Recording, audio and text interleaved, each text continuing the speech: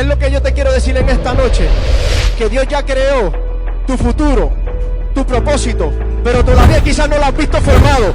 Él necesita que tú comiences a formarlo en tu casa y en tu familia. Él necesita que tú comiences a formar ese propósito eterno en tu trabajo, que comiences a formarlo dentro de tu interior y dentro de tu pensamiento.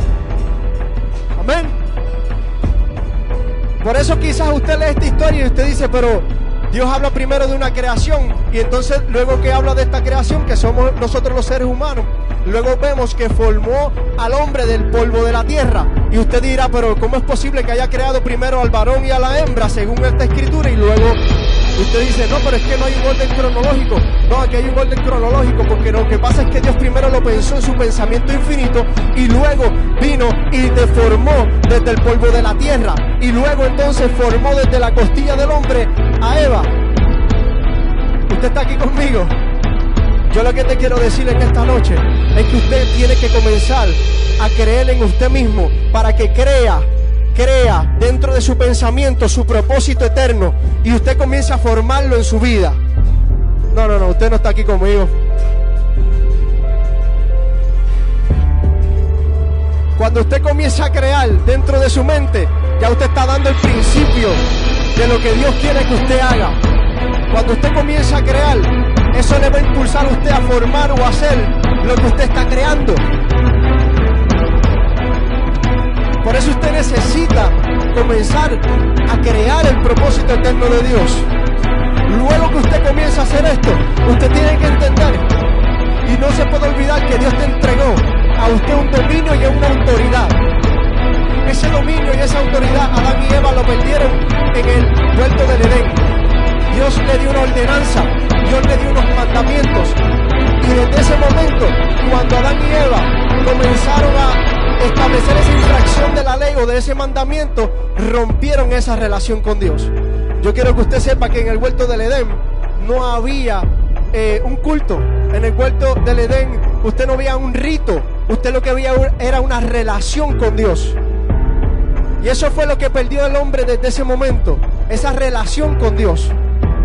Nosotros tenemos que volver a esa relación con el Padre Celestial. Nosotros tenemos que recuperar esa relación con el Padre.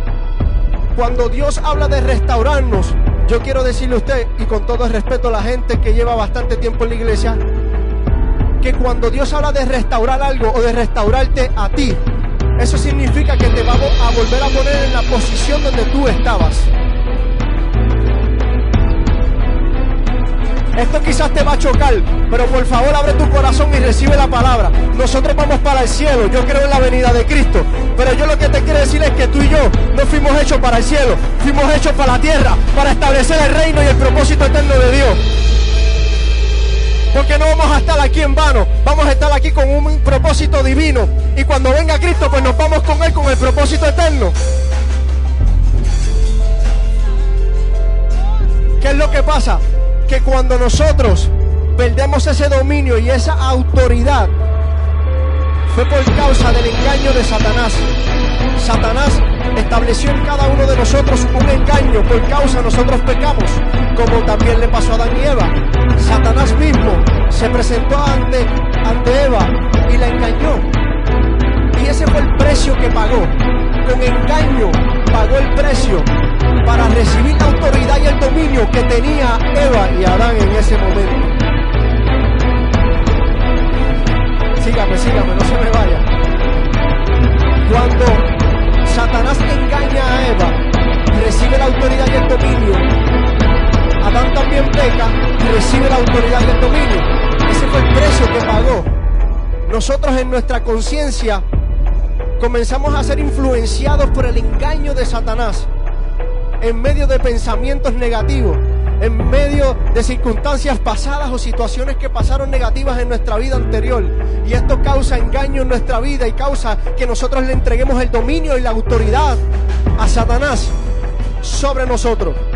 Perdemos el dominio, perdemos la autoridad. Entonces esa es nuestra verdadera posición. La posición que Dios quiere que tú recuperes es tu dominio y tu autoridad. Pero Cristo lo que estaba queriendo decir es que a ti y a mí, que en ese momento dado, cuando Él estaba hablándole a los discípulos y hablándonos a cada uno de nosotros por medio de la Escritura, es que donde yo estoy, cuando Él estaba diciendo, Él estaba hablando del término presente. Él no estaba hablando ni futuro ni pasado. Él estaba diciendo, en la posición donde yo estoy ahora mismo, en la posición que yo tengo de reino ahora mismo, en esa posición donde yo estoy, yo quiero que ustedes estén.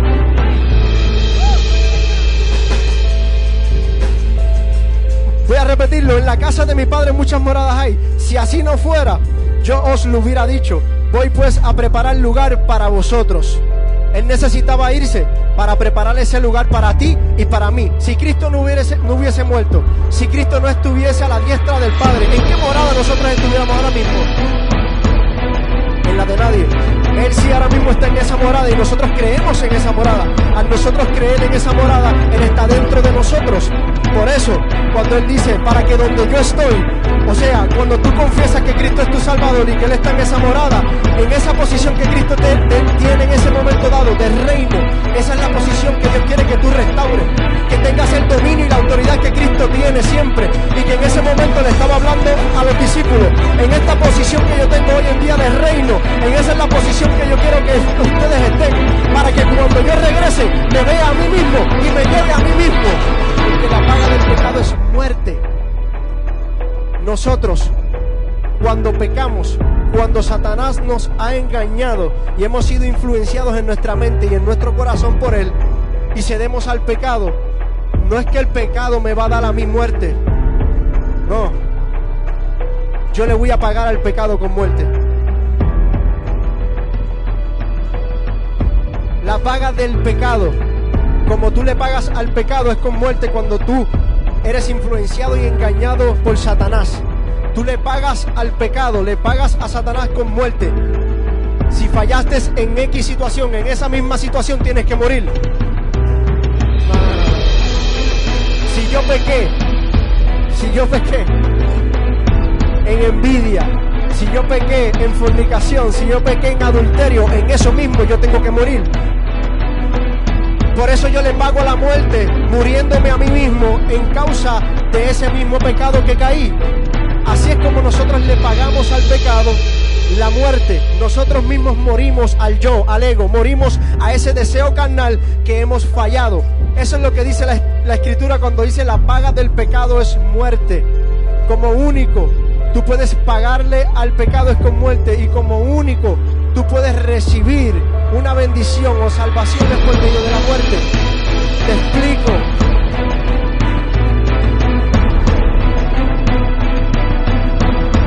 Cuando Cristo murió en la cruz del Calvario, fue crucificado, Él tuvo que pagar el pecado con su muerte, pero Él no pecó, dice la Biblia.